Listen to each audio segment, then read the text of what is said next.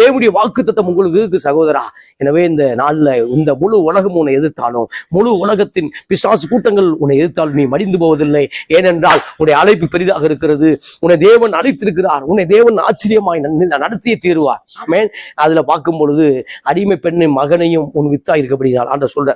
அப்ப அவனை பெரிய ஜாதியாக்குவே. இன்னைக்கு பார்க்கும்போது ஆமா பெரிய முஸ்லிம்ஸ் கூட்டமா இருக்காங்க, பெரிய முஸ்லிம்ஸ் கூட்டமா இருக்காங்க.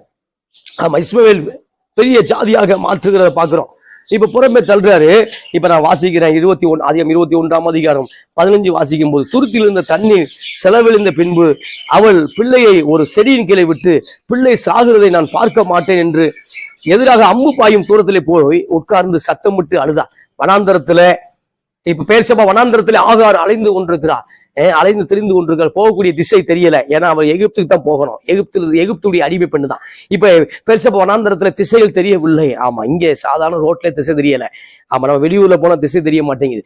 ஆனால் வனாந்தரத்துல ஆமா திசை தெரிய வாய்ப்பு இல்லை. அந்த திசை காட்டும் கருவி இல்லை என்றால் திசை தெரிய வாய்ப்பு இல்லை. இப்ப வனாந்தரத்துல அலைந்து தெரிந்தான். இந்த நாள்ல உங்களுடைய வாழ்க்கை வனாந்தரம் போல இருக்க பிரதர், உங்க வாழ்க்கை வனாந்தரம் போல இருக்கக்கூடிய சிஸ்டர், நீங்க வனாந்தரத்தில் திசை தெரியாமல் அலைந்து கொண்டிருக்கீங்களோ, நிச்சயமாய் தேவன் ஆகார் சத்தத்தை கேட்டது போல, தேவன் பிள்ளையின் சத்தத்தை கேட்டது போல இந்த ஜூன் மாதம் உங்க சத்தத்தை அவர் கேட்கிறாரு.